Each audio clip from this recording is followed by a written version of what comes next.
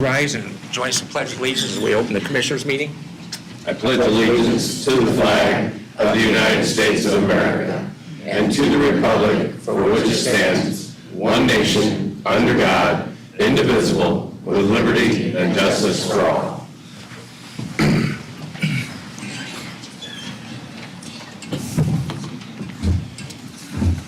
Thank you. Good morning, everyone. Welcome to all our guests. We appreciate you being here. We'll start off with the Highway Department, as usual. Jason?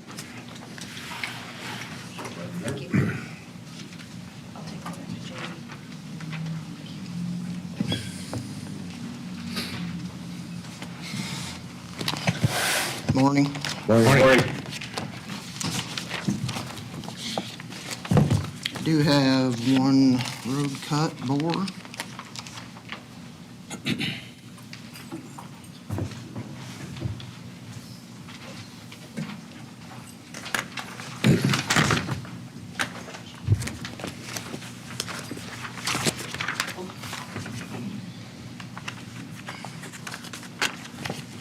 Okay, you say we just have this one, Jason? Yep. One road bore cut is for Precision Utilities at 6488 7th Road. The 7th between Hickory to Filbert, German Township. It's a bore. It's for Bright Speed Service. Motion to approve. Second. Motion made and second to approve the request by Precision Utilities. All in favor say aye. Aye. Opposed? Motion carries. Bridge 11, we had the final walkthrough. There was a very small punch list for it. Bridge number 1, Yule Trail. Final work plan request, working with NIPSCO to relocate a gas line to complete the FWPR and submit. 232, no updates. Bridge 231, Lori's here. I'll let you guys read through that. I mean, that's pretty lengthy as far as everything she had in there.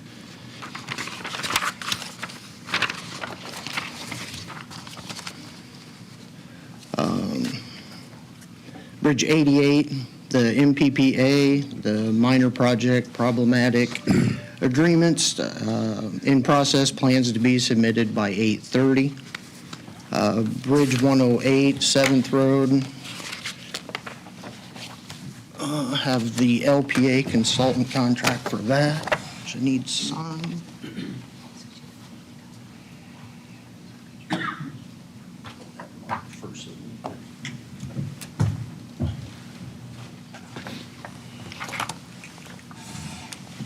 Jim, have you reviewed that, or does it need reviewed by you?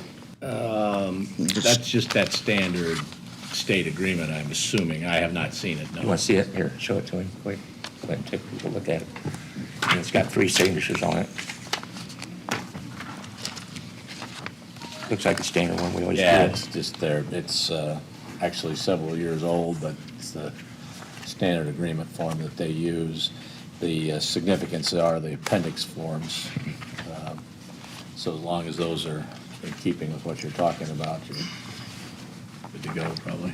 I don't, So do we need I a didn't look motion? at the numbers and know the numbers or whatever, but We need a motion to accept this? Yes. Make a motion to accept the consulting contract with United Consulting as presented. Second. Motion made second to approve the agreement with United Consulting for the 7th Road, bridge number 108. All in favor say aye. Aye. Opposed? Motion carries. Mill Pond Dam, DLZ did perform the hydraulic calculations to determine it's performing the smooth wall pipelining for the current primary spillway culvert would be hydraulically adequate. The results indicated the proposal meets the requirements. So if we were able to go ahead and sleeve that with the smooth line, it's meeting the flow charts according to.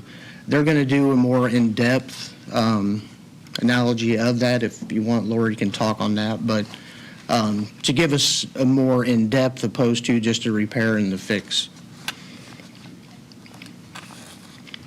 The EV grant.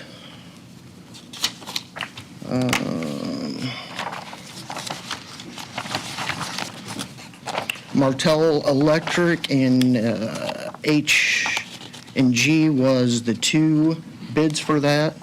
Martell was the low bid on that at $14,336. H&G was $16,828.46. That would be for the electrical chargers and doing the work to run the electric to the buildings. If you want those, I have those two here. So are you recommending Martell? Is that what you're doing? Yes. Okay. I'll make a motion that we accept the bid from Martell Electric for the 2 charging stations in the amount of $14,336. Second. Motion made second to approve the bid from Martell for $14,336 for the 2 charging stations at the Highway Department. All in favor, say aye. Aye. Opposed, motion carries. Then the Ford Lightnings Pro 4x4 pickup and charging stations with the 80 amp. Bosac Motors was $62,380 and Oliver Ford was $64,037. So the low bid was Bosac Motors. Who's books at? Yeah, where are they from? Where are they? Valpo. Valpo. Oh, yeah.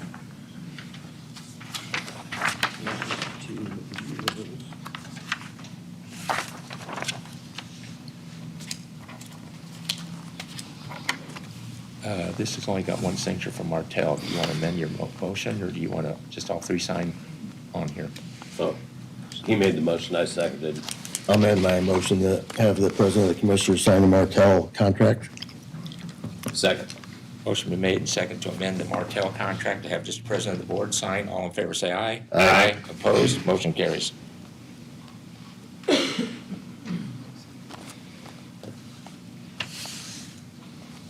So when it comes to the truck, Jason, do you see if we need service, is that going to be a problem going to Valparaiso?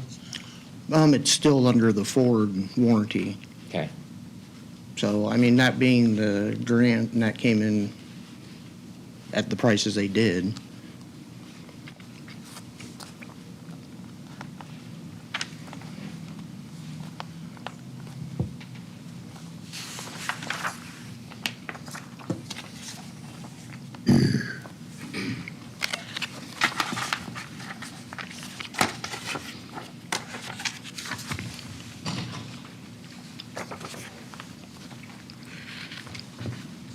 So what's the board's wishes?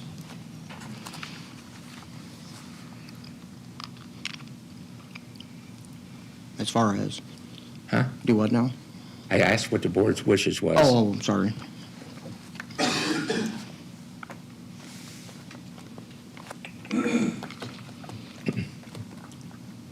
I do have a slight concern out with Bosac Motors, but the fact that this is new, these electric truck vehicles, if we have a problem, it sure would be easier to have service right here at home, but I struggle with paying an extra $1,600.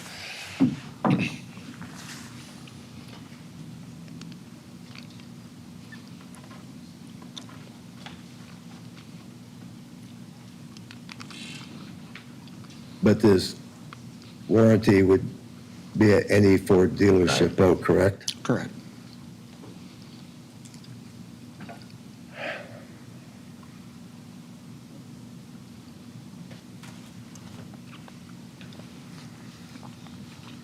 I think we have to go with the low bid. I'll make a motion to accept the bid from Bozak Motors. Second. Motion made second to accept the bid from Bosac Motors for $62,380 for the electric truck for the highway department. All in favor, say aye. Aye. Opposed, motion carries. And that's reimbursed through the state. Yeah. Oh, that, yes. Yep. Road work, we hauled the crushed concrete from Mozingas as we have in the past years. We stockpiled some of that at 5C Pit and some at the highway garage. Estimated tonnage was around 5,500 plus or minus a few. Per ton price was $9.25 per ton. We used 2 of Kosciuszko County's older single axle belt trucks to add shoulder materials on Union Road. May need to add in a few more spots some berm dirt. We'll be adding some berm to Fourth Road this week as well in other areas. We'll be hauling millings from Culver this week as we have in past years, as they are starting their mill and fill projects. With the materials that close to one of the projects that we started last year and planning to complete this year, that was the Tulip State Road 110 to 20A. I'd be adding the materials and having RejuveTech spray those. We completed, from last meeting to this, chip and seals, 4th King to Plymouth Goshen, Juniper Plymouth Goshen to 6B, 8C Iris to Hawthorne, 4B King to Juniper, 15th Hickory to Juniper, 14C US 31 to Maple, Maple 14th to 14C.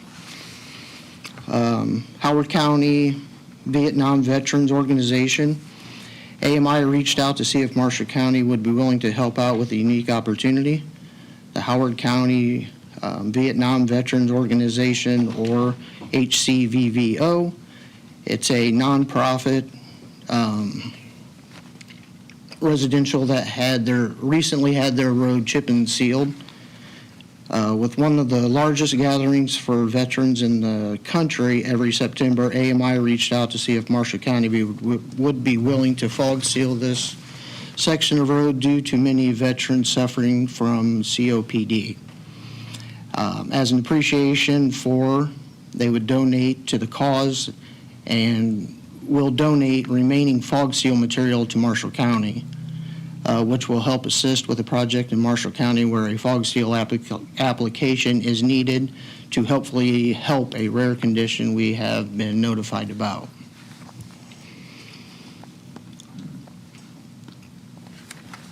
I guess I'm asking if you guys support that. They supply the material, are you fog sealing or are they fog sealing?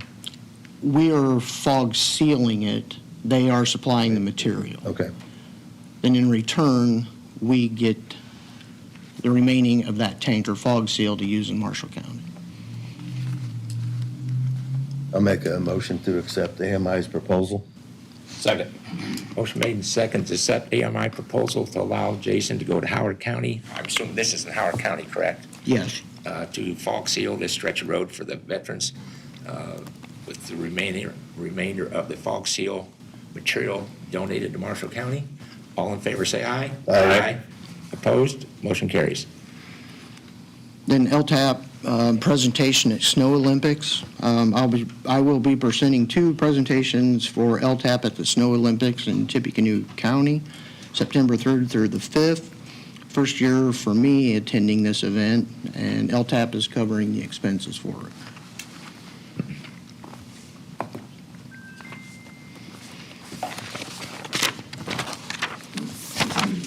And I do have one other thing that wasn't on there. I did get another proposal for the parking lot.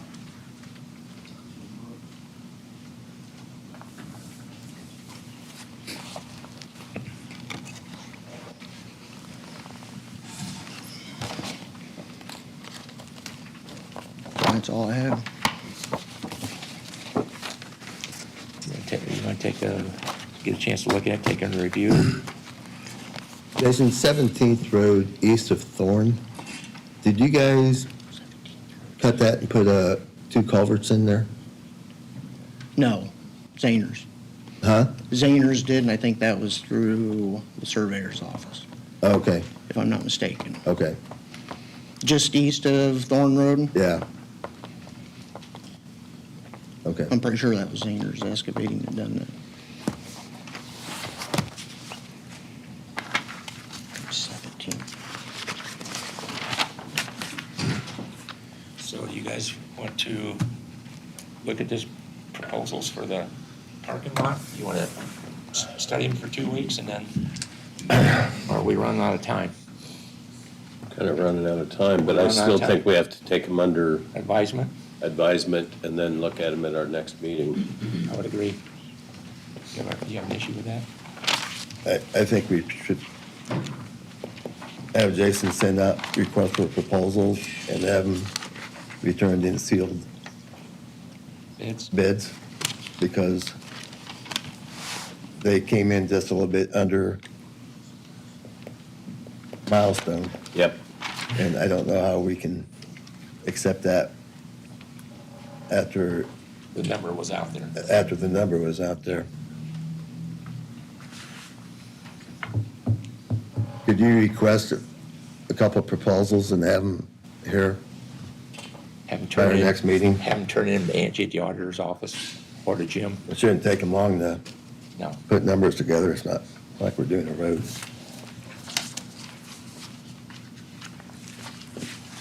So you want those to go to the auditor's office? Yeah. Yeah. Have them turn in to Angie at the auditor's office. That, Then Jim can review them. He can. we'll open them up here and then we can make a determination that day. Okay.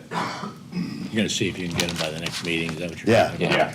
If you could have them turned in by that Friday before Monday, whatever date that is.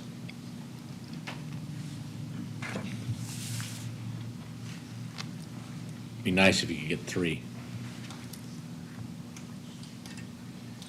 Okay. That's all I got. You know, Jason, you want to make a Mike, motion? you want to, I'd like to make a motion that we continue the tabling or the discussion of the E&B on Union Road project until we have further, we are investigating it, we've been investigating it, and we're working on it, but we haven't reached a final conclusion yet, and so we're still doing that. I'll second that. Motion made and seconded to table the E&B contract on Third Road for further investigation. Union Road, Union Road, I'm sorry. that's okay. Thank you. All in favor, say aye. Aye. Opposed? Motion carries. Thank you. You're welcome. Billy?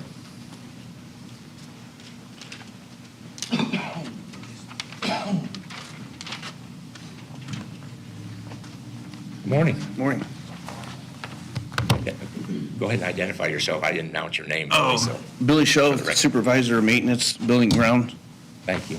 Yep.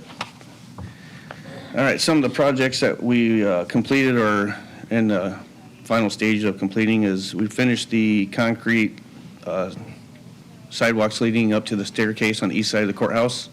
Those are all done.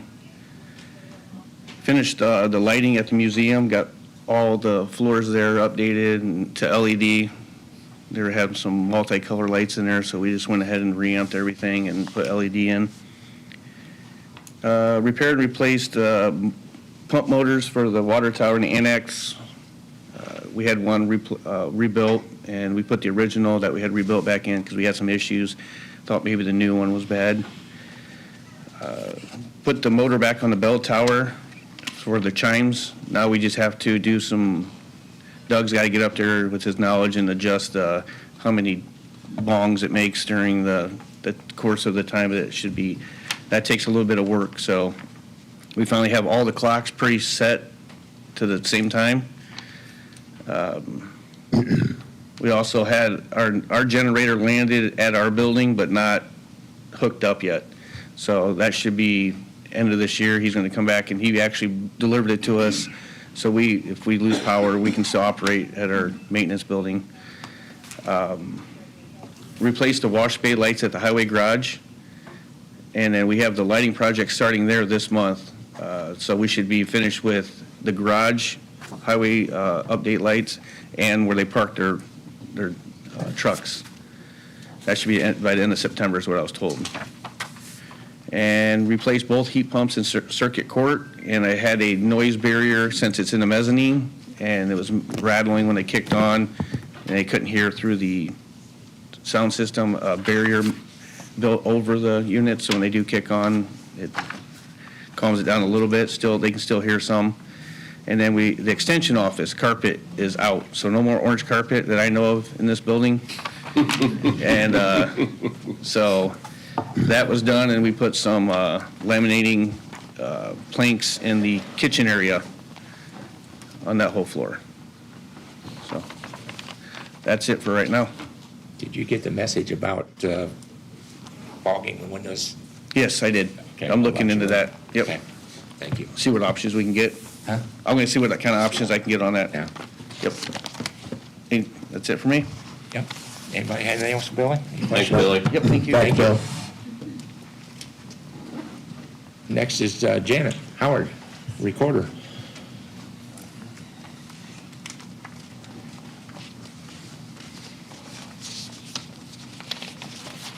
Good morning.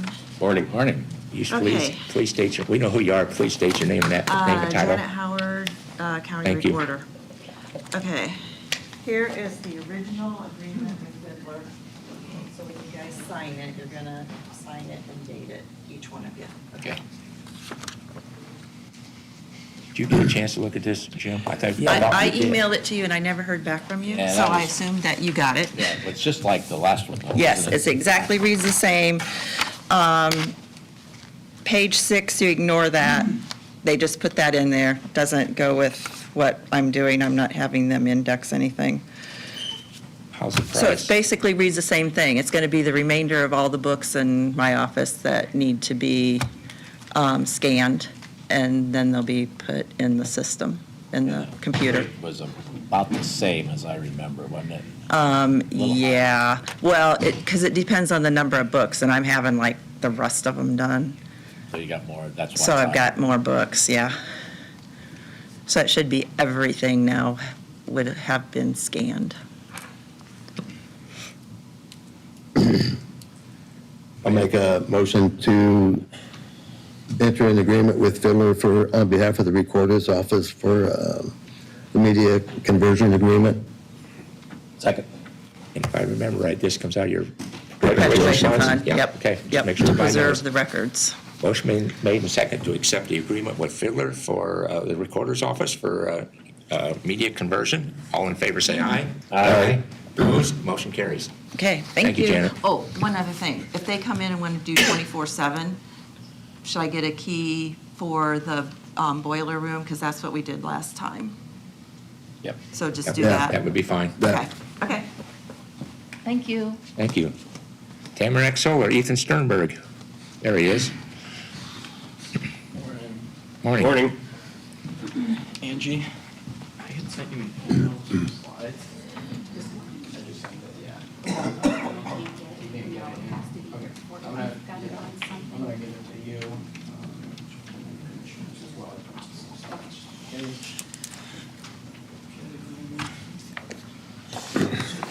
Thank you.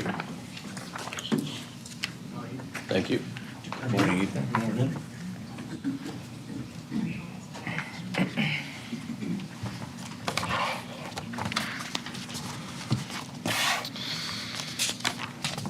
All right.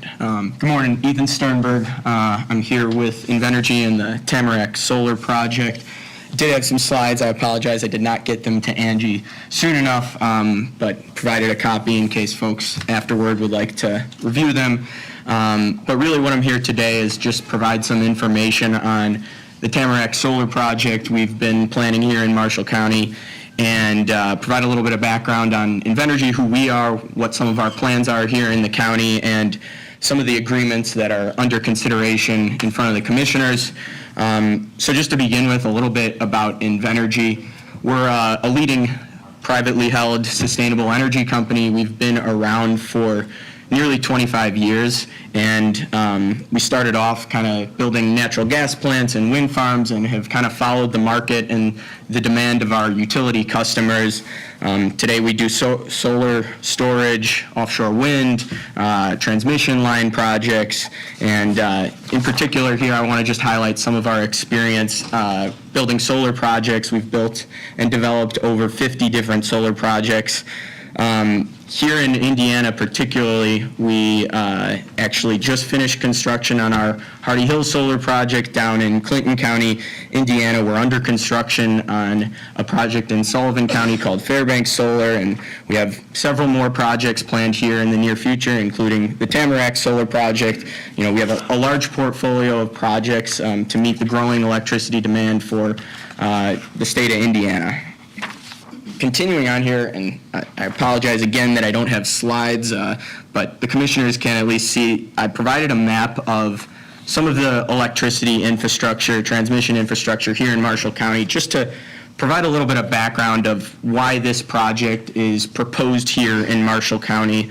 In Marshall County, you guys are kind of at the intersection of two different regional grid operators, the PJM grid that extends out east, and then the MISO grid that extends out west. What that means is there's a lot of different transmission infrastructure that bisects the county, including several different lines that have a confluence near the Burr Oak substation where this project's proposed. These projects ultimately sell electricity onto the wholesale electric market, and would not be possible unless they could ultimately connect into the grid. We also have a consistent solar resource here in northern Indiana. I do understand it's not the sunniest place in the world, but the key is that it's consistent and it's predictable.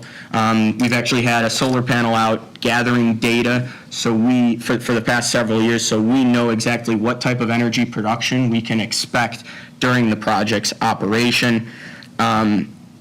When we first began developing this project, it was in response to some of our utility partners that had reached out to companies like Invenergy and asked us, provide us your cheapest cost of energy. What they were realizing is their old coal, fossil fuel fired plants were becoming very expensive. You have to mine the coal, you have to transport the coal, and then you have to burn the coal. There's a lot of cost that is required to continue operating those projects, whereas a solar project, the fuel is free. And once the project's constructed, the marginal cost to operate it is relatively low. So what these utilities began realizing is they could ultimately provide a reliable source of electricity at a lower cost if you are able to provide a mix of different resources, whether that's solar, wind, natural gas, nuclear. So this is part of kind of a broader energy mix that we're seeing in the state of Indiana. In general, just growing demand for electricity as the population here in Indiana continues to grow. We're seeing lots of different commercial development, data centers, electric vehicles. You guys were mentioning it earlier today. There's increased electric demand that projects like these are going to help meet the growing demand here in Indiana. And lastly, and I think the most importantly, this project would not be possible without landowners that are interested in hosting this on their property. We have signed voluntary lease agreements with roughly 12 different farm families, many of them that are here today with you guys, with us, and they have all decided that this is the right decision for them. This is the right decision for their farming operation to help them diversify or help them into retirement, and it's something that they would like to see. So continuing on to the specific project, it is named Tamarack Solar after the road that passes right through the project. It's been in its planning stages since roughly 2020, but we haven't had anything necessarily final or public to present until now. But we're really excited to begin sharing some of the benefits that this project is going to be bringing to the community. The project itself is 150 megawatts. That's enough electricity to power roughly 30,000 homes, and it's going to be utilizing solar photovoltaic technology. I had a really neat picture, but essentially the panels themselves are bifacial, so they're actually going to be absorbing sunlight on the backside as well as the front side, and they're going to be on a tracker that's going to be following the sun throughout the day. And what that allows for us to do is maximize the energy production from the facility. The project itself is going to be connecting into the Burr Oak substation, and as I mentioned, there's about a dozen different families that have decided that this is something they want to participate in. Roughly 1,400 acres will be within the project fence. There is more ground that has been leased, but because of different constraints, whether that be wetlands, floodplains, setbacks that we're going to comply with based on the county's ordinance, there is more leased ground. But overall, the project, we have made a significant investment, roughly $1.5 million to date in landowner payments, environmental studies, engineering studies, transmission study deposits, and we've made that investment based on your guys' county ordinance. And we continue to follow that county ordinance and are looking forward to providing more details on the project in the near future. So just to wrap up, a little bit about some of the benefits of the Tamarack Solar Project. During construction, this is going to be a large job creator that we hope to provide with local jobs here in Marshall County, roughly 175 jobs at peak construction and several operations and maintenance jobs. We're looking forward to being a member of the community on all of our projects. We look to support local education, whether that be through 4-H or the local schools, supporting emergency services, and doing our best to be a good environmental steward and member of the community. Recently, on one of our projects in Northwest Indiana, we just funded a wetland restoration project that is directly adjacent to our project. We're hoping to do some work with the Yellow River. The whole basin is kind of where the project area is. But beyond that, this is going to help diversify the Marshall County economy. This is going to be roughly $250 million investment assessed locally here in Marshall County that will contribute over $40 million in property taxes here in Marshall County and over $60 million in landowner payments to landowners here in Marshall County. And again, Invenergy, we are a developer, constructor, owner-operator of these types of facilities, so we have a long-term owner's mindset as we develop and build these types of projects. Lastly, I want to just touch on a little bit of our development philosophy. We typically, for projects like these, like to enter into several different agreements with the county. Road use, decommissioning, and economic development agreements are very common across the industry. I believe the main ones we're having for consideration today are the road use and decommissioning agreements. For the road use agreement, this project is going to be an active construction site. There's going to be materials hauled in and out. I've been working with Jason Peters, the county highway superintendent, to really understand what roads are best to be utilized for the project and what condition they're currently in. Our commitment to the county is that the roads will be in just as good, if not better shape after the project's construction. We actually just finished a large amount of road repairs at our Hardy Hills project in Clinton County. We completely repaved all the roads, and neighbors are actually really excited because they're saying that the roads are in better shape than they were before construction. So that's something that folks oftentimes like. And then a decommissioning agreement. We will be following the county's decommissioning requirements set in the solar ordinance. But really what this is in the unlikely event that something happens to the project, there is set funds in place so that the project can be properly decommissioned and the ground can go back into farming.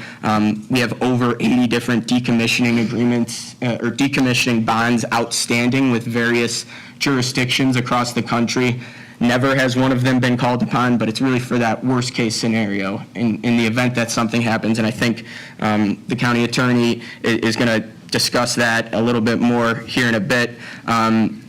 I know there's also an economic development agreement under consideration. Really what that does is provide some local control over the taxes that the project will be paying. We are not seeking a tax abatement here in this community at this time, but in other communities, what we've done is actually make economic development payments. We just paid Clinton County $400,000, the first of, I think, 7 different $400,000 payments in exchange for a tax abatement. The main item that I think we're going to be discussing with the commissioners is kind of just understanding how the value, the assessed value of the project will work. And lastly, I'm going to just wrap up here, but again, we seek to be a member of the community. I'm here with a couple of my colleagues and are happy to answer any questions from the community after the meeting, provide these slides to anyone that's interested. But again, wanted to just thank you guys for allowing me the opportunity to speak here a little bit about the project. Happy to answer questions. And before I do wrap up, I know that some of the landowners in our project have a representative that would like to share a few words. So if Ms. Schroeder, are you able to speak on behalf of the landowners? Sure.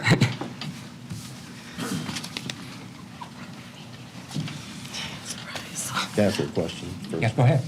Ethan, is this a 20-year project, 25-year project, The project's proposed life is a 25-year project. 25 years?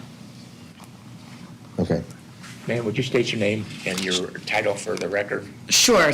Brianna Schrader, and I'm an attorney at Jansen Schrader Ag Law, and I represent a group of the farmer landowners here that are involved in the project. Thank you. And mostly I want to make myself available for questions. I come at this a little bit differently because my practice is representing farmers. That's just what I do on a day-to-day basis. So my approach to the project is a little bit different, and it's thinking of those farmers' private property rights kind of first and foremost. So I agree with what Ethan has said, but I kind of come at it a little bit differently. Some of the reasons that I think this project is good for the farmers here, as I mentioned, the private property rights issue is one that, we're talking about across the state nowadays, but the ability to do with one's land what one wants to do as long as it's within reason. The other thing that I've had a lot of conversations about, of course, is the preservation of farmland. And there was a study completed by the Indiana legislature this summer, I think is when it was released in July, showing that roughly 300,000 acres of Indiana prime farmland had been lost over the last decade. The number one loss is to suburban and urban sprawl, and that is land that will never be put back into production. As we see warehouses, and we want to see population growth, right? But as we see towns and cities and suburbs grow out into former farmland, that farmland is gone forever. And that was the number one loss of farmland from over the last decade, which is the time period that legislative study covered. The important thing about a solar project is that it almost acts as a CRP program, a conservation program, so that land is cared for, allowed to rest, and then, as Ethan mentioned, at the end of the project is allowed to be put right back into farming or whatever the landowner at that time wants. I suppose they could build a Walmart if they wanted, but they'd have the ability to do what they wanted with that land at the conclusion of the project, including putting it back into farming, which is something, of course, that once we develop a subdivision, we know that land is lost to agriculture. So happy to talk more or answer questions at the end. I am here with my second grader today who is getting a good glimpse into civics and government, so I appreciate the opportunity to be here today. Thank you. Anyone have any questions? I do not. Thank you. Any questions? Not at this time. Thank you both. Thank you very much. Next, we have Rick Hall from Barnes and Thornburg, going to discuss the decommissioning agreement. Good morning. Morning, Rick. My name is Rick Hall from the law firm of Barnes and Thornburg, and I represent the county in negotiating agreements with respect to the potential development by Tamarack Solar. Under the county zoning ordinance, there's two required agreements that were mentioned in the earlier comments.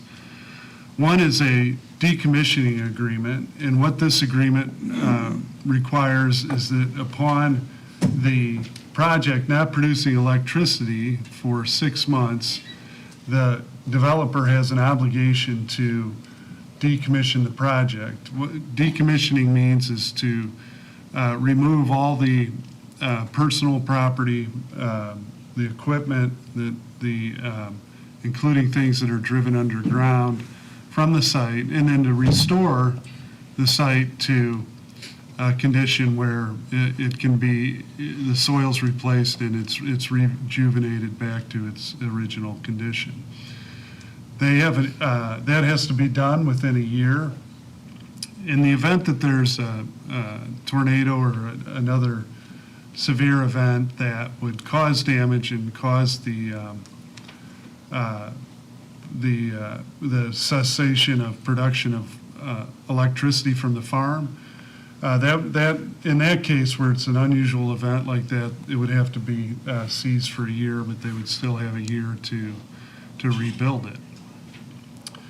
Of course, one of the reasons that we want this, we want to have this agreement with the company secured by a third party so that we're not relying solely upon the company to complete this decommissioning. So the way the agreement is set up, it provides for a third-party security, a rated surety bond that would be provided in the name of the county. So in the event that these events occur where the project goes dormant and the company does not meet its obligations under the agreement to decommission, then the county would be protected and would be able to decommission the agreement themselves and receive money from the surety bond or letter of credit third-party security to pay those costs. So that protection, the interest to be protected of the counties in the decommissioning agreement is that it not have the facility standing there and not producing electricity.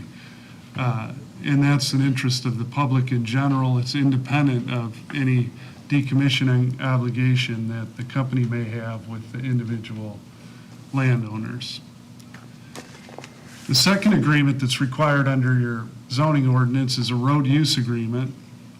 The project is going to involve the extensive use of county roads in order to be completed. Unlike a wind project where road use agreements are in place because the sheer weight of the turbines and components cause severe damage to the roads, in a solar project, there's not that kind of weight that is consistently put on the roads, but there are vehicles that will be over the normal weight limits that will, and there'll be a lot of use of the roads, so that would wear down the roads and cause them to need to be repaired. So what the road use agreement does is it sets up a process by which the condition of the roads are evaluated prior to the start of the construction. And it's identified anything that needs to be repaired in order to accommodate the use for the project. And then the project takes place. There's provisions that describe how construction is monitored and certain obligations that the company has to comply with as they're constructing their project.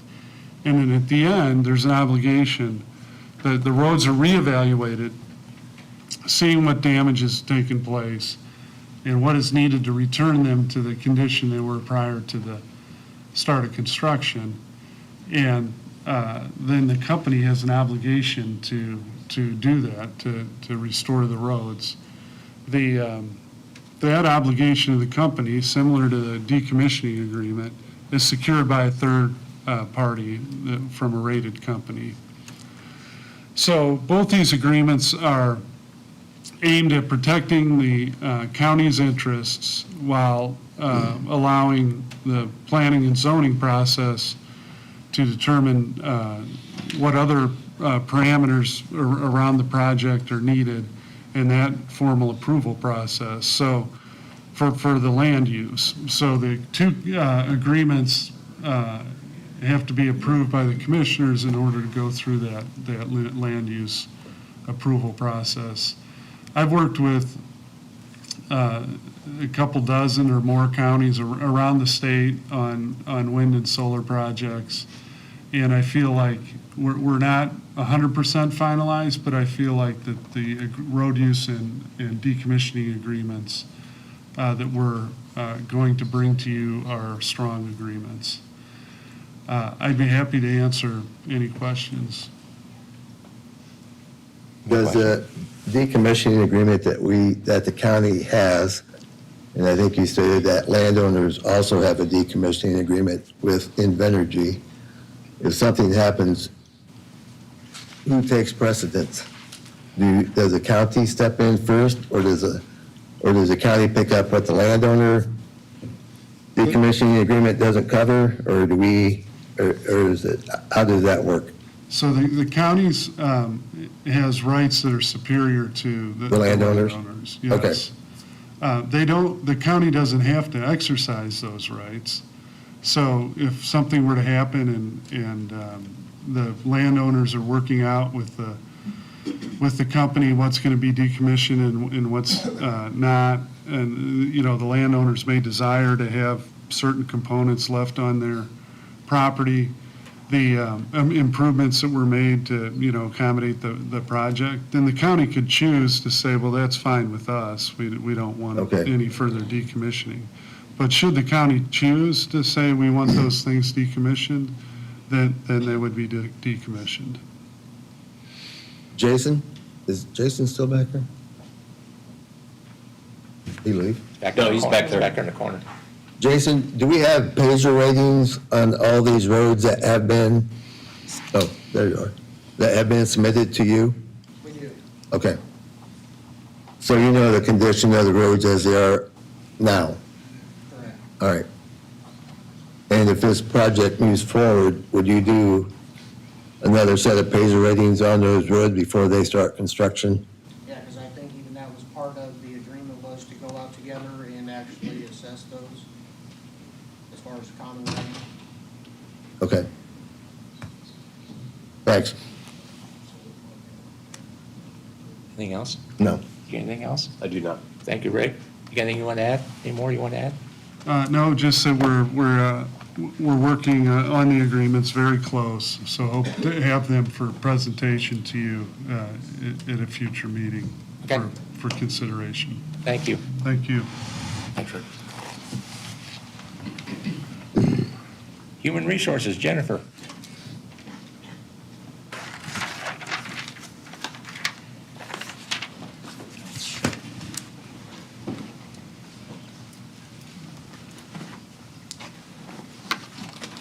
Good morning. Morning. Morning. Please state your name and title. Jennifer Dakey, Human Resources. Thank you. So I'm just here in the meeting to get approval for 2 sick bank requests, one for 22 days and one for 30 days. I'll make that motion that we approve the sick bank request. Second. Motion made and second to approve the sick bank request as requested. All in favor, say aye. Aye. Opposed? Motion carries. And the second is to move forward with the SBS proposal for document storage for HR files. Motion to approve the SBS proposal for moving those documents. Second. Motion made and second to approve the SBS agreement portals for moving these proposed documents. All in favor, say aye. Aye. Opposed? Motion carries. That was like a one-time expense of $2,000. One-time expense of $3,000 and then $400 a month moving forward. Yep. Thank you.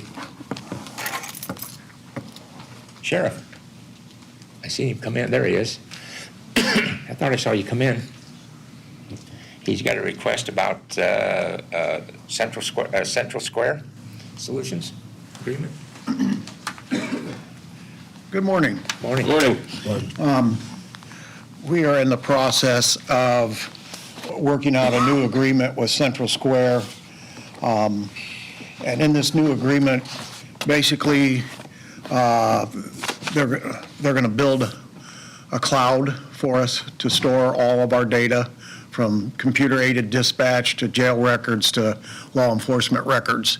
The addition to that, we're going to have a segment where the public can self-report to the record system, like a theft or a problem with a neighbor or anything, and then we would grab that information and do, open our investigation. The second thing is we are going to pay to have instant access to our backup. So if something would happen that takes our systems down now, we can instantly back it up with the data from the cloud. The cloud argument, Mike Marshall is the one that brought it to me, says it's much more secure than what we're doing now. It'll eliminate our need for a very private network system. There won't be any VPNs at all. It'll all be built by this company. And again, that benefit is security. Will it save the county any money? The only way I see it saves the county money is if we do get hacked. We won't have to pay a bribe or a purse to whoever stole our stuff, because we'll have all our stuff backed up that they won't be able to get to. And we'll just reload it and start working from there. The agreement I gave to the auditor, I think it was the correct one, but if not, I'll leave this copy with her. This is the correct one, and basically, what it does is, to start the process, we pay $25,000 as soon as you sign the agreement. They start building the cloud. It's going to take them well over, probably close to a year to get that fully up and running for us. So our next payment be for our standard maintenance agreement on January 1st of 2025, and that's going to be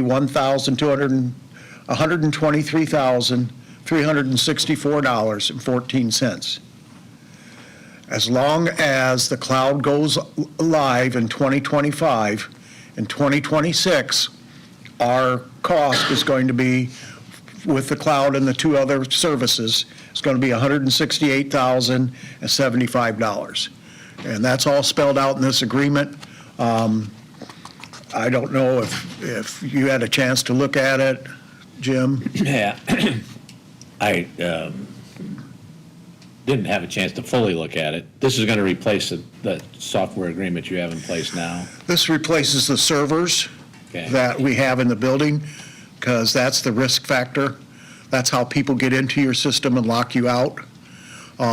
And everything goes to, like I said, a cloud. It's hard for me to explain it because I really don't know that much about it, but I know that that's Mike Marshall's goal, is to move all of our data onto the cloud. It also, in a way, can save us money, if it protects us from getting hacked, all the jail records we have for how many years, people's date of birth, social security numbers, addresses, they could turn around and make us liable for that information getting made public. So I think it only saves us money if we get hacked. You know what I mean? I'm just being honest with you. And there's more and more counties getting hacked. Oh, yeah. I think Clay County was the Garner last said there one. was like 3 in the last month that got hacked.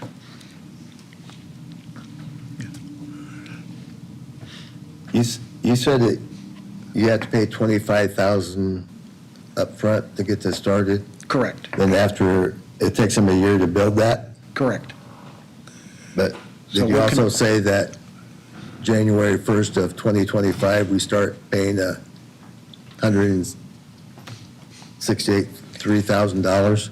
Or is that in 2026?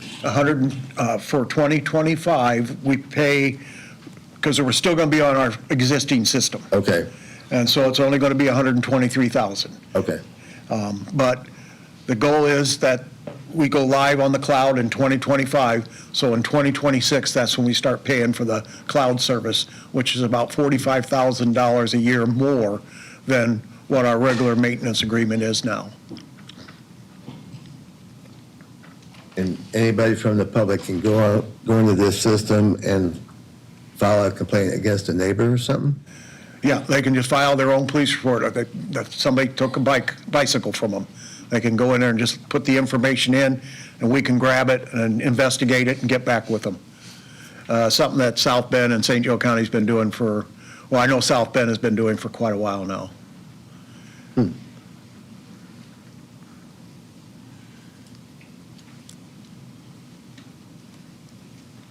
Well, it just seems like it makes it awful easy Well, to file something yes. and not have to call the police department Too to file easy. something. I'm afraid it to just make it seems too easy. Too easy. If you're mad at a neighbor. Yeah. Yeah, well, and we'll see that, when we look at the report, an officer will be assigned to it, and they'll see if it's Then, nitpicky or. so the officer has that prerogative to investigate or say this is, Correct, yes.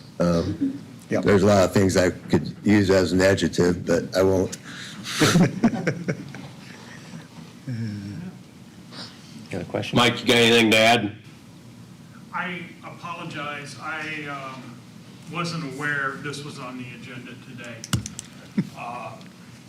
Long story short, I can break it down like this. We have two servers Sit down here, sitting please. over the Mike, will you jail. come on up, sit down before you start so everybody can hear you?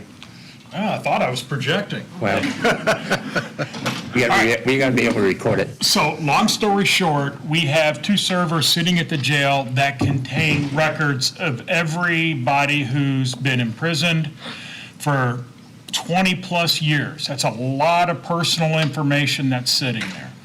Kevin was big on starting our cybersecurity awareness training, and he knows that all it takes is a click under the right circumstances. Also, the way we are set up now, in order for the other jurisdictions to be able to access our data, I have to let them into our network. I've done it as securely as I possibly can, but you know I hate that. I know you do. So this will make that go away. And as part of my long-term goal, before I reach retirement, is we're going to have everything stuffed in a cloud somewhere. And while that can still be compromised, not as easily as clicking on an email link. And that's the best we can do. Yes, it's pricey. We have our tax data, CAMA data. I'm working on our GIS data, all being hosted. You have to pay for the hosting. So yeah, we're paying more, but what are you going to pay when if we get locked up? And then, Mike, you were talking about our insurance. That can probably go down once we don't have anything to be worried about. And is there any benefit to our officers? Well, this will give them the ability, without jumping through the hoops of our VPN, of, I don't know, taking their laptop into their house and they can access it. I don't like the idea of them doing stuff on the side of the road, but yeah, it's going to ease up their time management, if nothing else. They don't have to come into the patrol room now to fill out their reports. So that's really what it's all about, guys. This is my cybersecurity push. And Matt is much better with the numbers than I am, because we had a lot of numbers going back and forth in the email chain. And at this point, heck, I don't even know what we're paying, but he seems to have a handle on it. We've been through this before. It took the department, Jordan Rands was leading that up, a year or better to build the system that we have now the way people want it. You know, this screen shows this, that, and that. They're going to take what we have, so no changes to the dispatchers or the officers. It's just a matter of how they connect to it. Central Square Technologies probably isn't the only host that does this kind of thing. I mean, how do they compare with whoever else is doing this? Well, they're not the only, but it's what we have. It's what our people know, and it's what they're accustomed to. We're going to be one of 3 test counties to do this. So obviously, we're keeping our server-side data available, but we're also, this is new for them. But the cloud is not new. People have been using the cloud now for years. Yeah.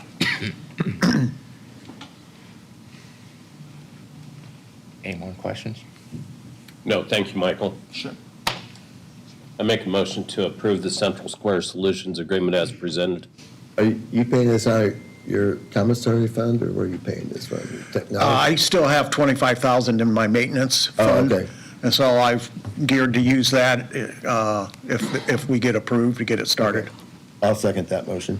Motion been made and seconded to approve the Central Square Solutions Agreement. All in favor, say aye. Aye. Opposed? Motion carries. Okay. Thank you, John. Thank you. Thank you. Sorry, Matt. Didn't realize you were on the agenda. Marshall County Community Foundations. Linda here? I didn't see her walk in. She did. Did she? Oh, there she is. I'm sorry. I didn't see you walk in, Linda.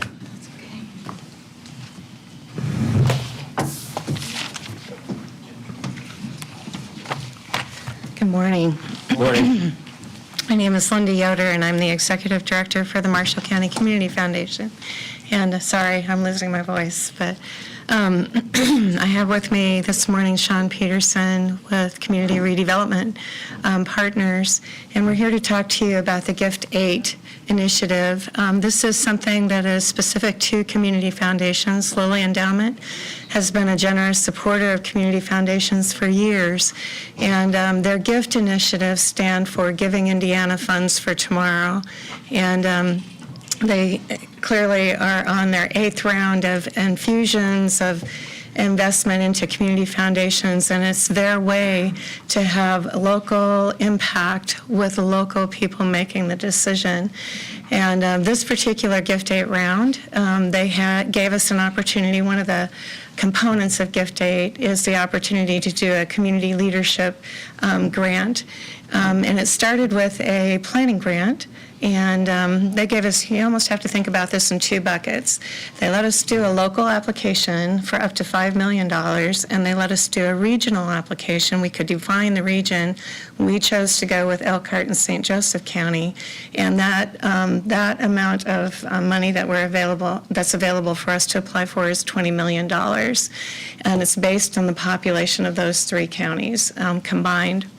So in both cases, we have chosen to do housing initiatives. We use the planning grant dollars to, in the local level, we are supporting the One Marshall County Regional Planning Team.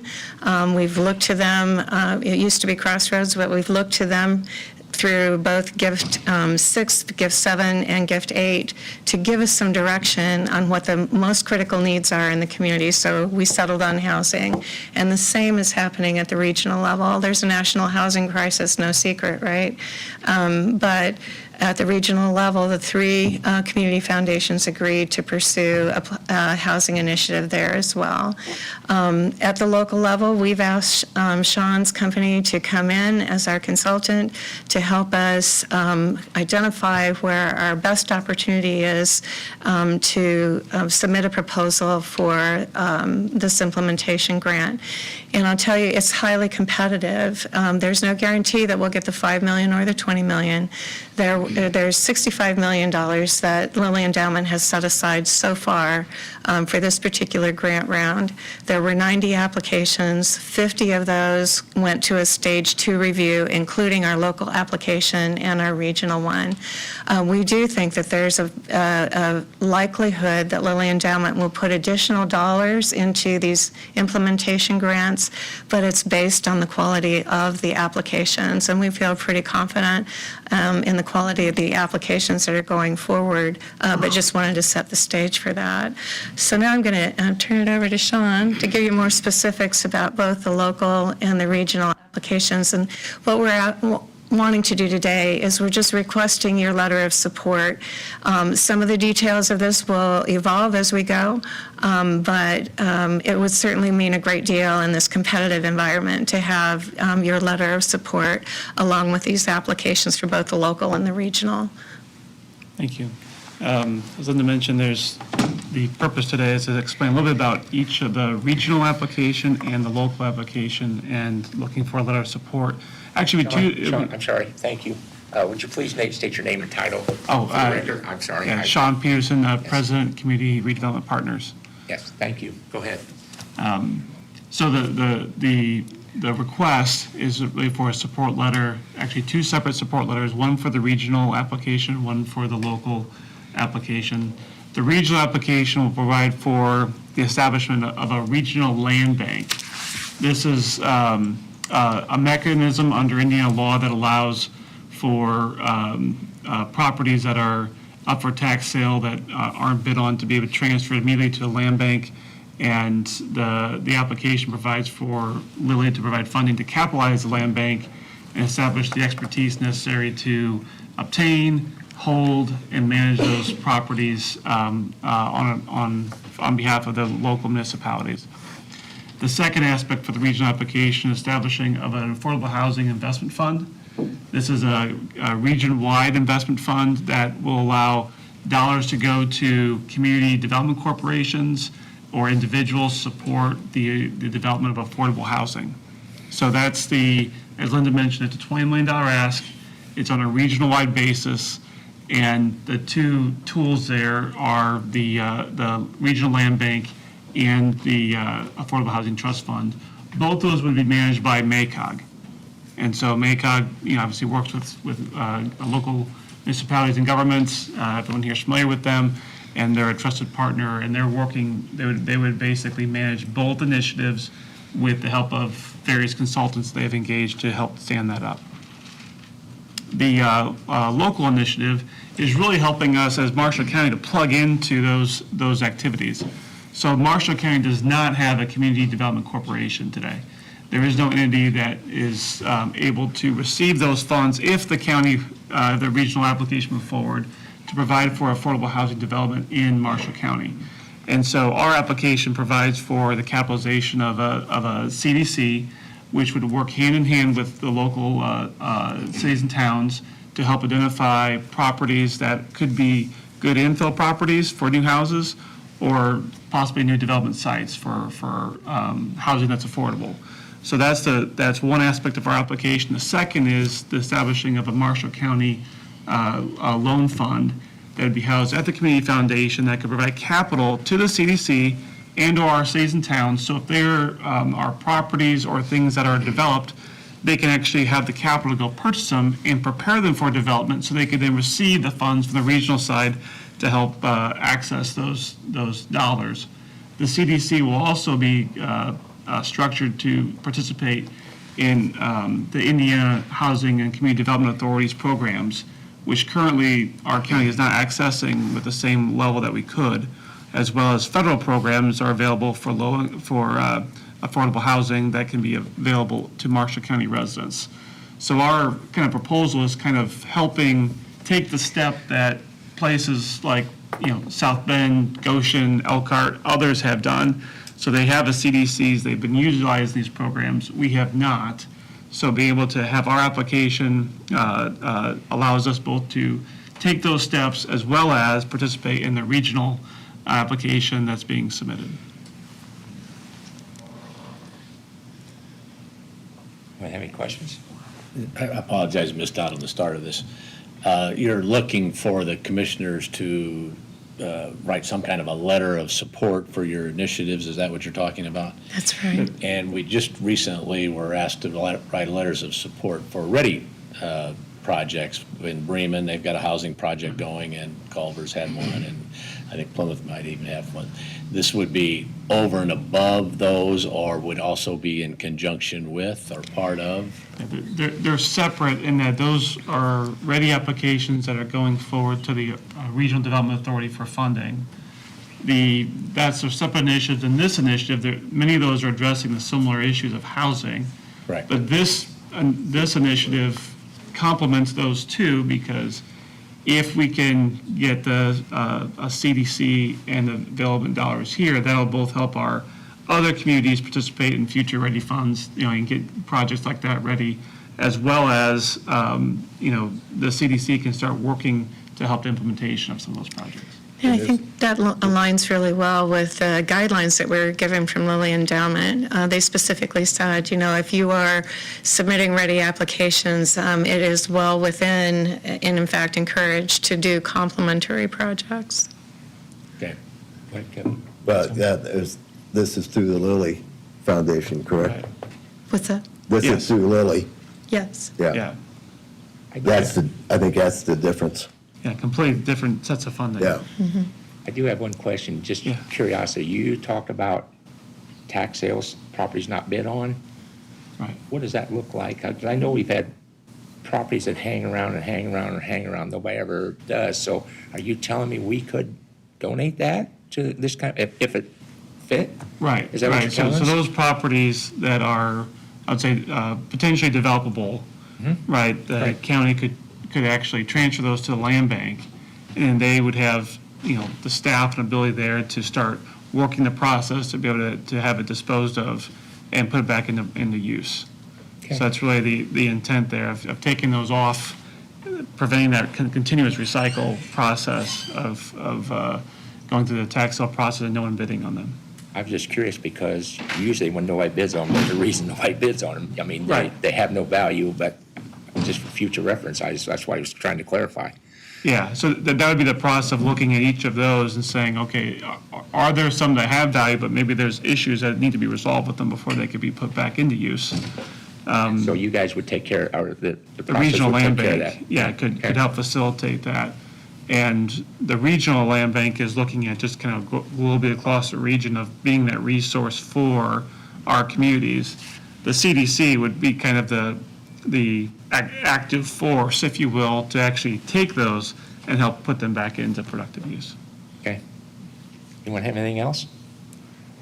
So what do you need? You need, I have one question. You had submitted a letter, and then was there a second letter or corrections or whatever? What? Yeah, there was a I don't know second. about it, I'm just asking. Yeah, the second letter corrected a few typos in the first one, sorry. Okay. That's what I was. I got a little too quick on the sun button. That's okay. I just clarifying whatever happened, so. In the second letter, there's another letter that's for the local. That's still being drafted. Lilly has very strict guidelines as far as their letters of support. We can only submit 6. And so often we have to combine with different parties to get within that limit, since we have, so many partners who are participating. So that draft will be coming to Jim probably in the next, 24 hours when we start combining. Did I see the first one? Did you send me the first one? I can send that to you, absolutely. Yeah, she sent 2. Yeah. Second one was a correction. Yeah. Let's make sure. So what do you need today? You just need a support and then you'll forward the documents to Jim or what? Yeah, this is just an opportunity to communicate kind of these initiatives and to ask for your support, and then it could be memorialized in a letter that'll be coming to, Jim post this meeting. Yeah, and our deadline with this is coming up this Friday, so we'll get those out to you, like Sean said, within 24 hours. And our goal is to have the application ready to submit at the end of Thursday. It's due by noon on Friday, so we Friday. don't have a whole lot of extra time to. Yeah. So basically, we would have to come in Jim's office once he reviews them and sign them, correct? Yeah. So that needs to be reflected in our motion. That'd be great. You've done that before. Exactly. Well, I just want to make sure it's reflected in our motion, so we aren't signing something outside the meeting that, we haven't approved. I make a motion that we approve the signing of the gift number 8 Regional Housing Initiative, a letter of support from the commissioners in both of these endeavors by the Community Foundation, and once they are drafted, that we sign them at the attorney's office. Second. Pending attorney approval? Is that Pending okay? it, yeah. Okay. Motion made and second to approve letters of support to be turned in to our county attorney with the board member signing once his approval, so you can get filed by Friday, get your project filed. All in favor, say aye. Aye. Opposed? Motion carries. Thank you very so much. much.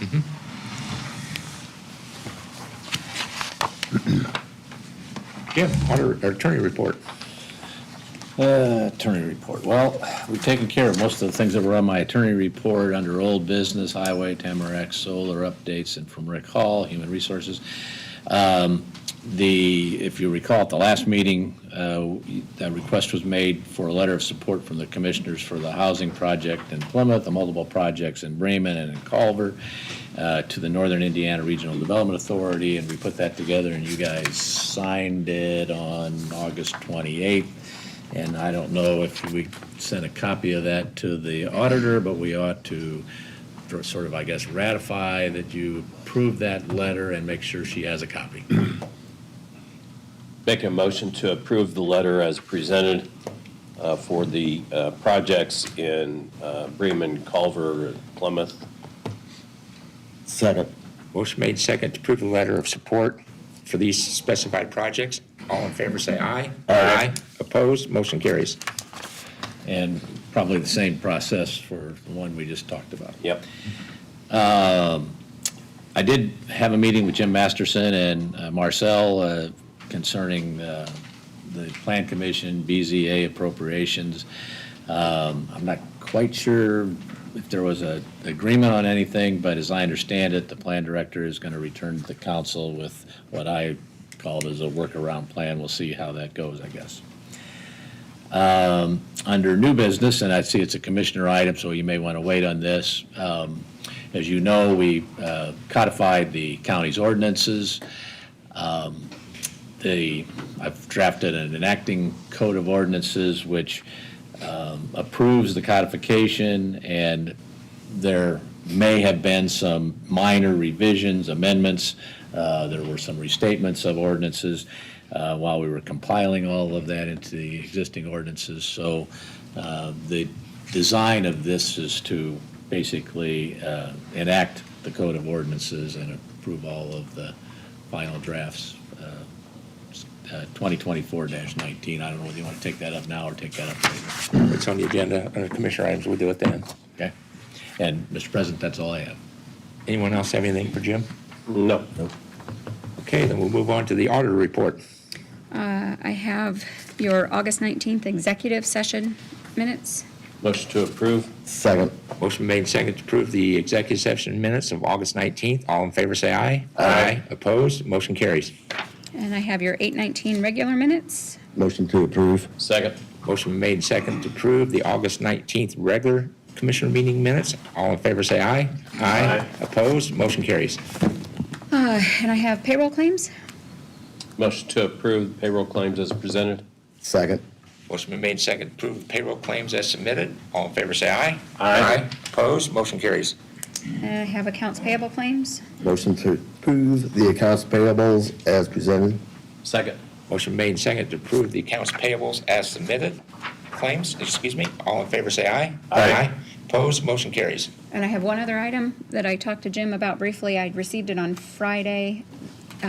Schneider, who handles all of our Beacon site, I would like to do some training in my office with some of my staff members. This agreement is similar to what IT has, but it's specific to my office. I have the funding in place to pay for it. It's $1,264, and it's for remote training for the rest of the year. And that's through Beacon? Yeah, through Schneider. Schneider. Yeah. Okay. You said 1,264, correct? And I had sent it out, I had just received it late last week, and I had sent it out to be reviewed, and I talked to Jim about it this morning. Like I said, it is similar to what IT has, but it allows specifically for my office, so I'm not taking up hours from another department that might need Schneider. Motion to approve the agreement with Schneider for GIS training through the auditor's office in the amount of $1,264. Second. Can I ask one question, Angie? This is not going to affect your hours or anything? You have to do that during business hours, is that what you're doing? Absolutely, yes. So everything is still be, okay, for the Yep. public to know? Yep. Okay. Motion made second to approve the agreement with Schneider for additional training for the That's auditor. for president's signature only. For the- I'll amend my motion to include president's signature signing. okay with that? Second. Thank you, Angie, for that.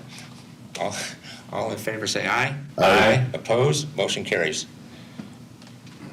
Anything else? Now we come to public comments. Anyone here have a public comment to make? Please stand, state your name, and remember it's 3-minute time limit. I'm assuming you're standing, Jesse? Oh, okay. Go ahead. Come on up. Please state your name and address once you sit down with the mic. Good morning. Benjamin Sharkey, 325 West Walnut Street, Argus, Indiana, 46501. Just a little statement here.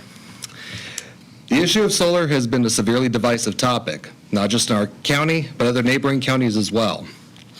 While some look at it as a simple yes or no to solar, the reality is that it is a much more complex topic.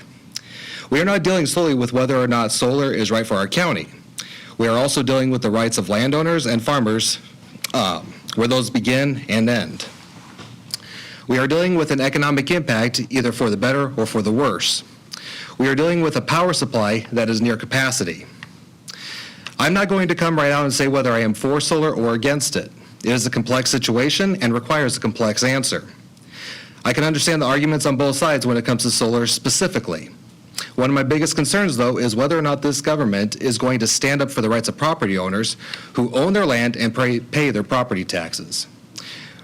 Will this local government allow our farmers who bust their backsides to make sure we are able to eat, be allowed to adjust their business model so they can continue to support their families? Or will this government deny them the freedom to do so? We have to remember, farms are not only in place to make sure we have food on our table, they are also a business. Not just that, they are a business in an economy based on capitalism, and a number of them are looking to capitalize on land that they own. That is as American can get. Now, since they are a local small business, that means they help to support our local economy. By allowing them to utilize their land for solar so they can maximize their financial returns, they will in turn boost our local economy. This could also show businesses that provide well-paying manufacturing jobs who are looking to move into the county that Marshall County is ready and able to meet their energy demands. To me, that would result in a financial win for everyone. The REMC and NIPSCO have both recently mentioned in reports the looming threat of eventual rolling brown and blackouts. Simply put, we are nearing our energy capacity. This is a huge problem.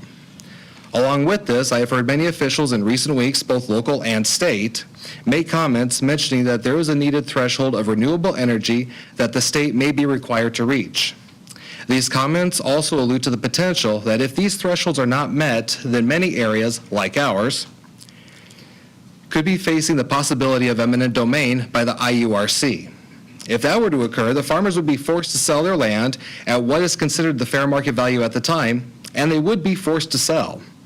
They would lose the opportunity to sell to whom they want at the price they want. They would lose the opportunity for a consistent income stream. We would not have the guaranteed protection of setbacks. Whoever would be running the project would have that control, and that would not be the county. Also, we would very likely see little to no economic benefit. All of that, and we would still end up having solar, but under someone else's control. With this information in mind, we as a community have an opportunity and a choice. We can either take this issue and run with it under our control and under our terms, or we can sit and wait for the choice and control to potentially be taken from us. One final note. Back in July, the commissioners for Elkhart County voted to allow a solar project to move forward. At least one of the commissioners, Brad Rogers, who I served as a corrections officer under and have great respect for, is against industrial solar and still voted to allow the project to go through. He was quoted as saying, "This solar project is ready to be built and the power will now stay local, so we might as well benefit from it." Thank you. Thank you. Anyone else want to speak? Jesse?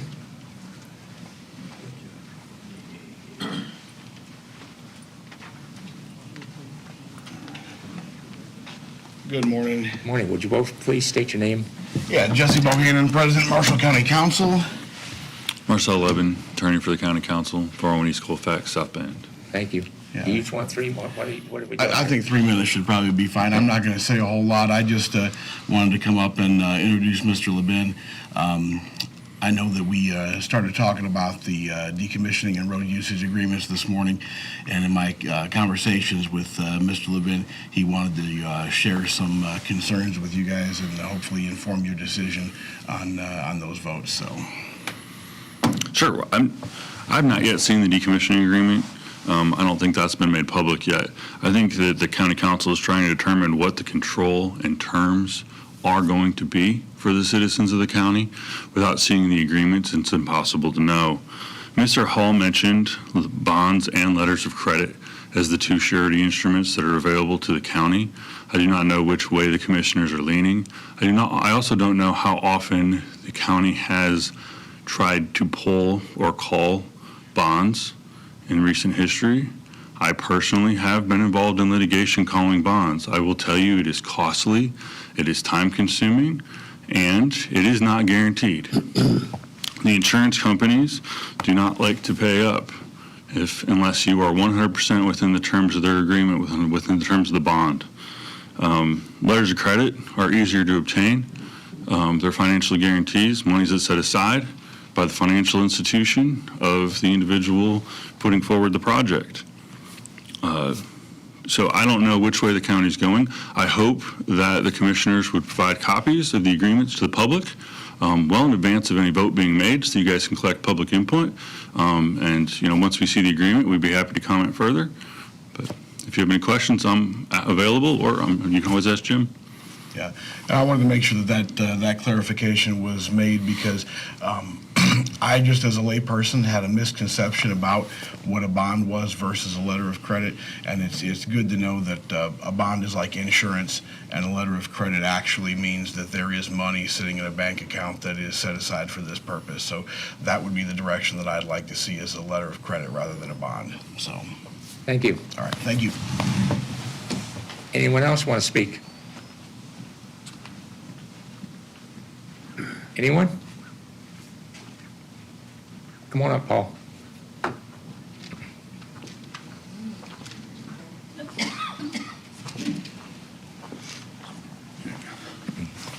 Good morning. Morning. Paul Levitt, 16161 18th Road, Culver, Indiana. Thanks for your time. Thanks for letting me speak. After listening to the Tamarack presentation, I thought we ought to look at some reality. It sounded good, but we know it's flawed. Number one, it's an LLC. They don't handle any liability. I respect the farmer's right to have a lease contract with that company, but I also respect the property rights of the other people surrounded by the solar fields, and we aren't protecting their property rights. Their property value is going to go down. Your present ordinances do not have the adequate setbacks to protect our property rights. I've tried to analyze and look at the numbers of the acreage. These farmers have enough acreage that they could set aside the proper setbacks to be 400 to 500 feet from the property lines. The other element is just amazing me. We have right next door to us, Stark County, Mammoth Solar that's gone in, and Stark County is in an uproar. The people have lost property value. It's reality. It's happening there right now. One side note that's just happened this past 2 weeks, and this is direct from a couple farmers in Marshall County. They have more deer in Marshall County eating their hay fields and eating their crops than ever in history. The solar companies say they are good environmental stewards.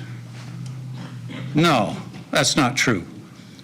All your deer, every animal that's of nature is being displaced, and now we're seeing our farmers have their loss of crops because of all the farms all the natural deer and every other animal that's migrated over to Marshall County. Where's the liability for the farmers who still want to produce green crops? It's not been thought through. If I understand correctly, the finalizing the decommissioning is still not been signed off on. You still have some time. Once again, I request that you protect all the property rights of all the citizens of Marshall County and get the setbacks to 400 to 500 feet. That's a win-win for the farmer. He's got enough acreage. It's just like a farmer sets aside certain acreage that he may not put a crop on. So that's, like I say, once again, I wish you'd protect the property rights of all the people. I think they made comment, we have a dozen farmers here, and I respect those dozen farmers. They've worked their ass off, and they deserve to do what their property, but the rest of the property owners of Marshall County also deserve to be protected in our ordinances. Thank you. I hope you do the right thing for Marshall County. Thank you, Paul. Anyone else want to speak? Anyone? Seeing none, we'll move on. Sir, come on up.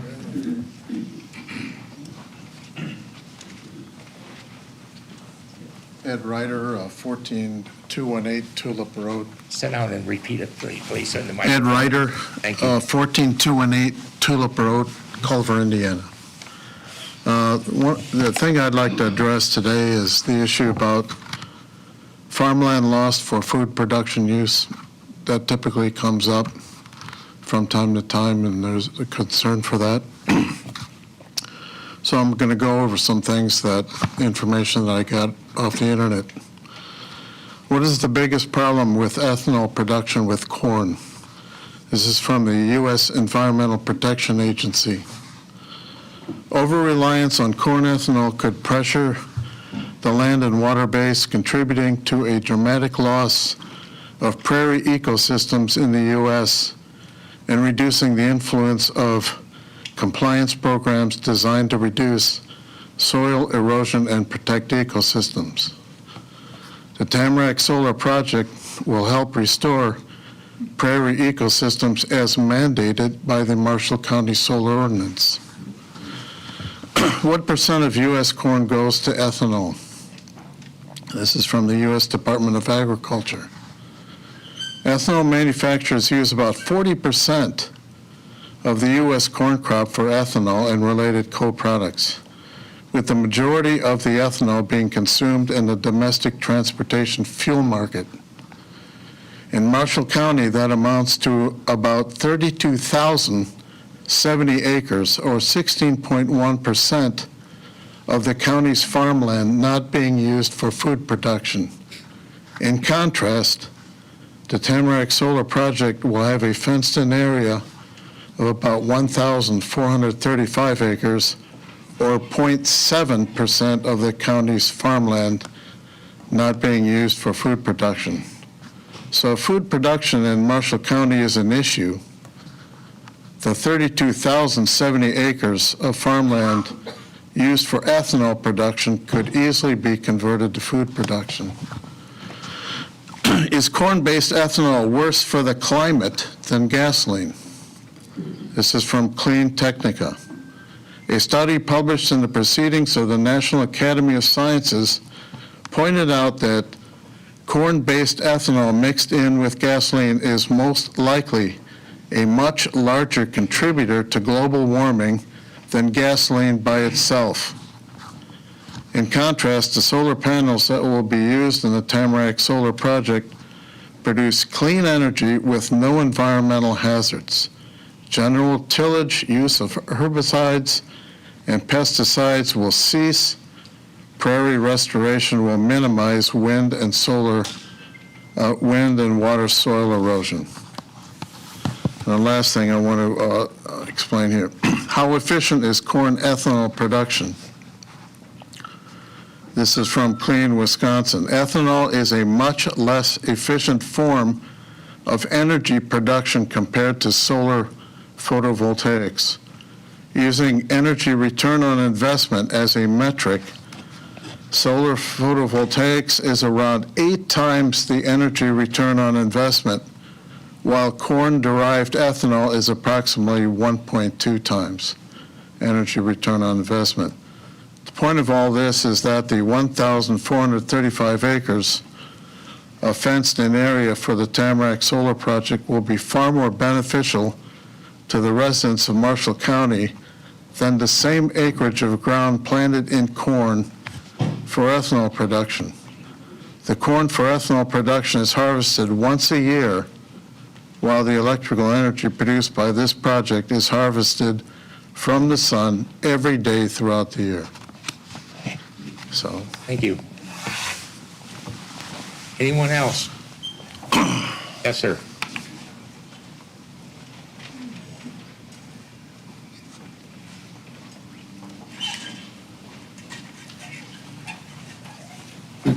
Please state your name and address, please. John Singleton, 12700 Upas Road, Plymouth. Thank you. I would first like to start out to say I am in full support of this solar project. And as county commissioners who are supposed to be for the Marshall County, how can you say no to this project? It will only benefit Marshall County. Tax dollars, abatement tax dollars will be in the millions. How can you say no to that? And for these people that are saying it's going to, your land value is going to go down, that is not true. That is a false statement. The setbacks, what good is it going to do to go from 300 feet to 500 feet? It's still going to be there. So what good is that going to do? That's just going to take and make little parcels of ground that is useless to the farmer It's just, doesn't make sense. And as a farmer, and a fourth-generation farmer, this project would benefit me, my family, and my children, and my grandchildren in the future financially. And that's all I have to say. Thank you very much for your comments. Anyone else, quickly? Anyone?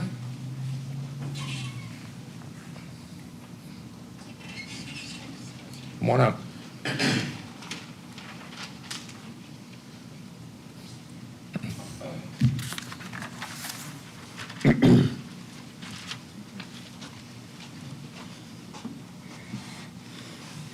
Good morning. Morning. Bill Githens, 210 Winfield Street, Culver, Indiana.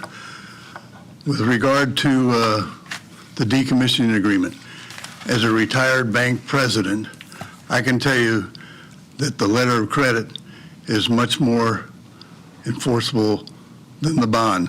A bank cannot refuse a letter of credit, whereas Marcelo said in a bond, you have stipulations. Thank you very much. Thank you. Anyone else? Seeing none, we need to move on. We're down now to the commissioner items. We have ordinance 2024-19, enacting code of ordinance, first reading. Jim, you got any comments on that? Well, as I said before, the ordinance just enacts the code of ordinance that we've compiled before, where there was some revising, amending, restating, codifying, compiling certain existing general ordinances of the political subdivision dealing with certain matters. So it's just, in effect, approval of the codification that we've already undertaken, and kind of a cleaning up, or if you will, sort of an umbrella approval of that codification. Anyone have any questions for Jim? No, I know it's been worked on for a long time. Yeah. I make a motion that we approve ordinance number 2024-19 on first reading. Second. Motion made and seconded to approve ordinance 2024-19, enacting the code of ordinance to codify them. All in favor, say aye. Aye. Opposed? Motion carries. I make a motion that we suspend the rules and approve on second and third reading. You know what? I'd rather not. I just let the public have a chance. Anybody's got anything you want to say before we do it? I don't have a problem with any of this. You okay with that? Or do you feel the need to do it today? No, I don't have a problem with that. I retract my motion. I just prefer not to do it all in one day. Okay. You okay with that? Okay. Next is the AT&T tower upgrade at the jail. The reason this is on there is because we've approved this once before and said it's okay.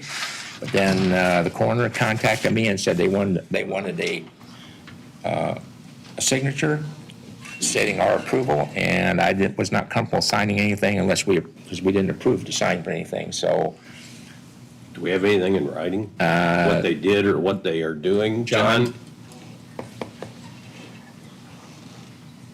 I can't tell you what that looks like. Good morning. Good morning. State your name and address, please, John.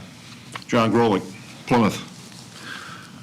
The AT&T representative contacted me through Ericsson Communications.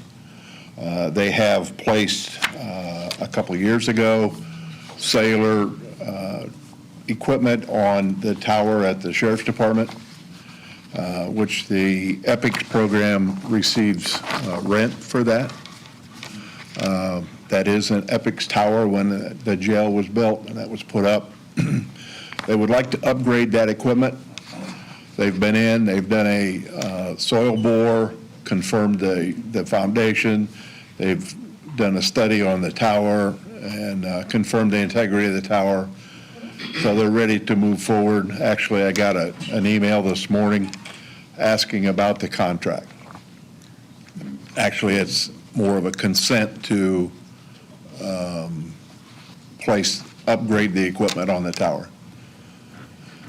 They're putting bigger antennas on it? Is that why they? Beg your pardon? Are they putting bigger antennas on it? Is that why they tested it to see if it's strong enough? Different equipment. they're taking everything off that's on there and putting upgraded equipment on there. They've been on there for quite a while, haven't they? Yes. And I think you said before, there's, just for the record, there's no cost to Marshall County. Exactly. correct, To do this. That's correct. They're paying rent. Yes, they are. I make a motion that we let the president of the commissioners sign the AT&T tower upgrade letter. Second. Motion made and second to allow the president of the Board of Commissioners to sign the consent letter for the upgrades at the jail, tower at the jail. All in favor, say aye. Aye. Opposed? Motion carries. Thank you. Thank you, John. And the last time I had here, we have been approved, we have a new vehicle coming for the building commissioner. Thank you. And it's coming, you won't want to do this, but it's coming third week of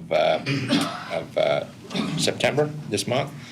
So I'm asking for a prepay, so when it gets here, we can go ahead and have a check ready and pick it up and turn the old vehicle in. How much is it, the check? I went back and pulled the minutes from May 6th, which is when this was discussed originally. According to the minutes, what was stated is the Maverick would be $29,399 with a trade-in value of $8,307. So the total cost is $21,092. $21.92? Yeah, $21,092. $92. I knew it was just a little bit more in the car, but I couldn't remember what it was.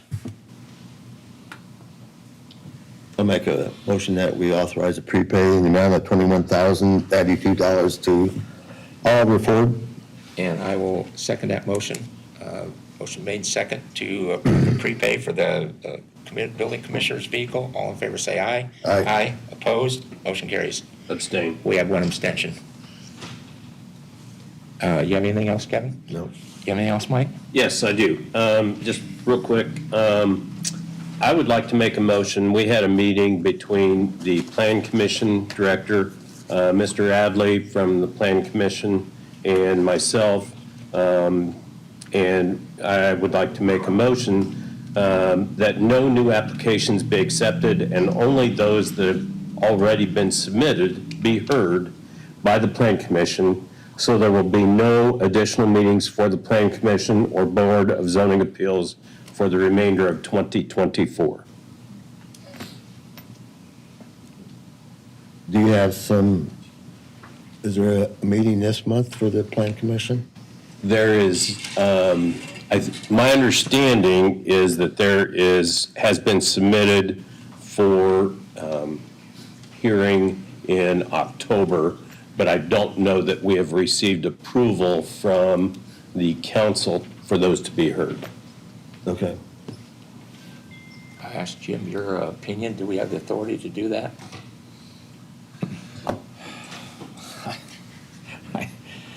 Well, this is all kind of new ground because of what's taken place. Obviously, Marshall County should be in the business of doing their thing, and you guys, as the county commissioners, rely on the Plan Commission to make recommendations concerning zoning matters. You have a BZA that's set up to handle variance requests and so forth. The state statutes contemplate that the Plan Commission will do their thing and that the BZA will do their thing. And I don't know that it's there is, I understand, appropriations, but money had been appropriated for all of this. It has been that way for I don't know how many years, for as long as I can remember. If there's a shortfall because of too much business, what typically happens is you get an additional appropriation so you can continue business operations. And so, to do all that, no, it doesn't make any sense to me. Do you have the authority to do it? I don't know. I have to look at it, I guess, further to decide. But I guess if the plan is if you're not going to take recommendations, then I guess you're not going to take recommendations. I don't know what to do about the other aspects of all this. It just doesn't, it's, it just, I don't know. I mean, are you going to basically say, I can't, look for rezoning? I can't ask for a variance? I mean, that's what apparently you're saying. But in the Plan Commission, they're recommendations. So ultimately, I guess you guys can decide those. For a BZA situation, I don't know what to tell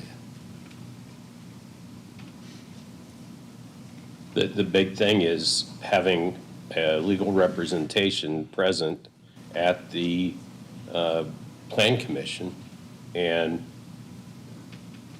if it's needed and we don't have it, then we're putting people in a liable situation by making decisions or recommendations without legal representation.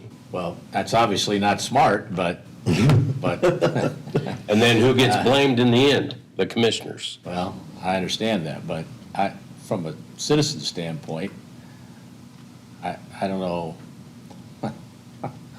I don't know how you cannot, just because there's not a lawyer present at those bodies' proceedings, I don't know how you can say, no, you shouldn't act on those things.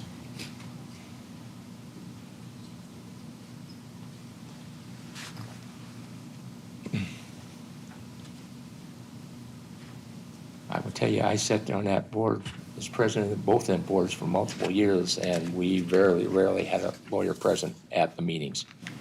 On certain occasions, yes, we did, but it was rare. And it's just gotten to the point now where everybody's afraid to do anything without an attorney. Exactly. I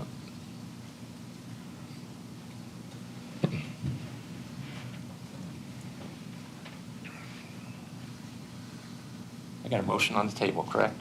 Yep. I'd be happy to look into that. I'd like to think about this. We got one more meeting before the Plan Commission meets at the end of the month. Are there any BZA cases that are pending? I don't know. I mean, I don't we know. got Invenergy out here, I think has. Ethan, have you guys put your permit application in yet? Application has been submitted. Okay, so you're waiting on the BZA hearing at some point in time? So that would exclude them, since they have their permit in.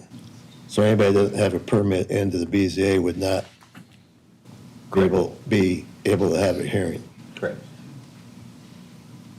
And the BZA meets second Tuesday? I believe it is, of each month, which would be Next Tuesday. week from tomorrow. Week from the A week date. from today. I'm sorry, this is Tuesday. Yeah, a week from today. Yeah, this is Tuesday. I'm thinking of Monday. Mm-hmm. I'd like to think about this just for Okay. mull it over and let Jim do some checking. I don't know what you check, but Well, then I guess I can give it some further thought too, but I understand where you're coming from, but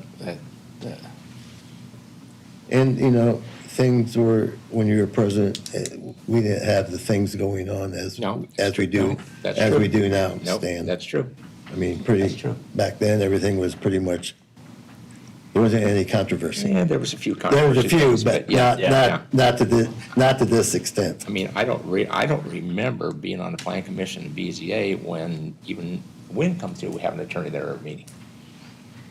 Maybe I'm forgetting something, but I just don't Yeah. remember that being the case. I remember other attorneys coming in and making their presentations to us, but I don't remember generally having our board attorney sitting there every meeting. And of course, Times are different. times are different, and, you know, and to be honest with you, when we did have an attorney come in there, it was Ken Lukenbill, and Ken and I had an agreement. I put him first on the agenda, and when his issue was over, he went home. I went paying you and sat there and listened to the rest of the meeting, so he's accused me of getting in his pocket. Well, you probably did. But I'd have him there at the first item on the agenda and send him One home. less suit. Huh? One less suit. Yep. Or hat. Yep. So, Laura. you want to withdraw your motion? I'll So it withdraw. fits me? Okay. Is that sufficient for you, just to withdraw the motion, Angie? Okay. Anything else? I make a motion to adjourn. Second. Motion made and seconded, adjourned. All in favor, say aye. Aye. Opposed, motion carries. Thank you to all our visitors for coming today.